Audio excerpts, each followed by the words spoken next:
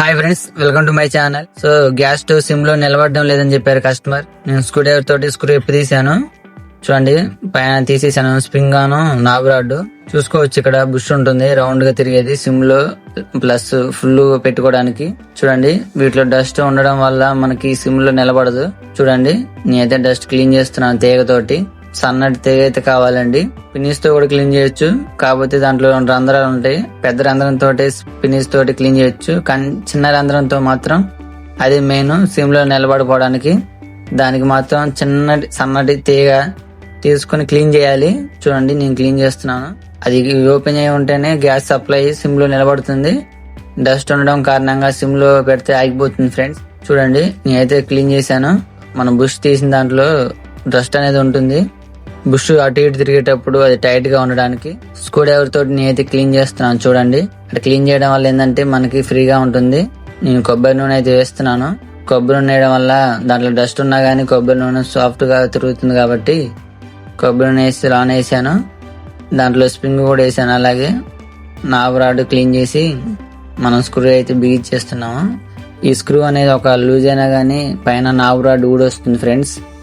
అలా కాకుండా మీరు టైట్ గా అయితే బిగించేసుకోవాలి. ఇది చూడండి, స్క్రూ డ్రైవర్ తోటి నేను టైట్ గా అయితే బిగించేస్తున్నాను. పక్క పై కూడా మంట సరిగా రావట్లేదని చెప్పారు. సరే, ఇది అయిపోయిన తర్వాత చూస్తానని చెప్పాను వాళ్ళకి. ఇదైతే టైట్ గా అయితే బిగించేసాను. నాబ్ రాడ్ స్క్రూ అనేది గట్టిగా టైట్ గా బిగించినా కూడా అది ఒక్కోసారి ఊడొస్తుంది లోన్ నుంచి. మీడియం టైట్ బిగించేసుకోవాలి. ఈ స్క్రూ అనేది సరిగా రావట్లేదు. ఈ రానప్పుడు ఏం చేయాలంటే ఆ స్క్రూ మధ్యలో స్క్రూ డ్రైవర్ పెట్టి కటింగ్ బ్లేడ్ తోటి 2 దెబ్బలు వేస్తే అది లూజ్ అవుతుంది, తొందరగా వస్తుంది ఫ్రెండ్స్. చూడండి, నేనైతే ఓపెన్ చేశాను. మొత్తం డస్ట్ అయితే ఉంది లోన, చూసుకోవచ్చు. కొన్ని అయితే ఈ డస్ట్ అనేది మనం స్క్రూ డ్రైవర్ తోటి క్లీన్ చేసేటప్పుడు రావు. కొబ్బరి నూనె వేసుకోవాలి దాని చుట్టూ. కొబ్బరి నూనె వేసుకోవడం వల్ల అనేది క్లీన్ గా శుభ్రంగా నీట్ గా అవుతుంది. చూడండి, నేనైతే క్లీన్ చేస్తున్నాను.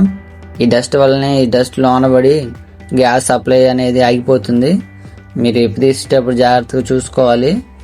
చూడండి, ఒకసారి క్లీన్ అయితే చేయడం అయిపోయింది. దీనికి మధ్యలో కూడా బుష్ ఉంటుంది, అది రౌండ్గా తిప్పితే బుష్ పైకి వస్తుంది ఫ్రెండ్స్. చూడండి, బుష్ అయితే వచ్చేసింది. దీనికి కూడా నలకలు పడితే క్లీన్ చేసుకోవాలి, ఎందుకంటే సిమ్లో పెడితే ఆగిపోయిద్ది. సో చూడండి, తీగతోటి దీన్ని కూడా క్లీన్ చేస్తున్నాను. పెద్ద బెజ్జం వచ్చేసి దాంట్లో గ్యాస్ పెద్ద మంట రావడానికి గ్యాస్ రిలీజ్ అయ్యిద్ది. చిన్న బెజ్జం వచ్చేసి మనం సిమ్ లో పెట్టుకున్నప్పుడు గ్యాస్ నిలబడడానికి ఉపయోగపడుతున్నాడా. నేను రెండైతే క్లీన్ చేస్తున్నాను. చూడండి, ఈ క్లీన్ చేయకుండా మనం నాజిల్స్ మార్చినా గానీ ఒక్కోసారి మంట అనేది సరిగా రాదు.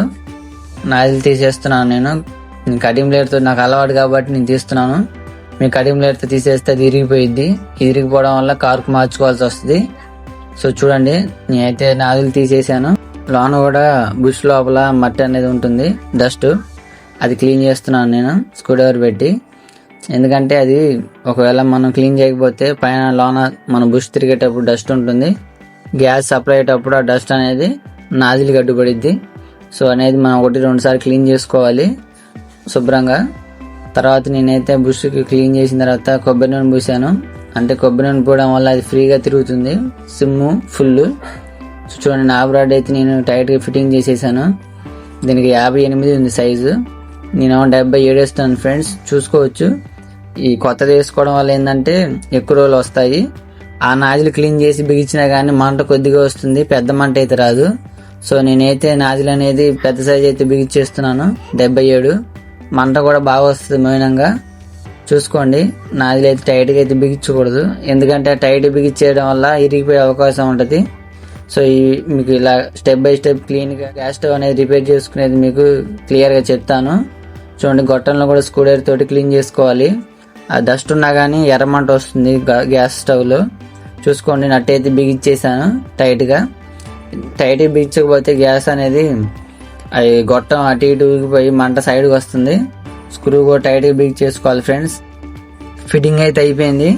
మన ఇంట్లోకి వెళ్ళి అయితే పెట్టి చూసుకుందాం. మొత్తం ఒకటి పర్ఫెక్ట్ గా ఫిక్స్ చేస్తున్నాను. మంట బాగానే వస్తుందని చెప్పారు కస్టమర్, కూడా హ్యాపీగా ఫీల్ అయ్యారు.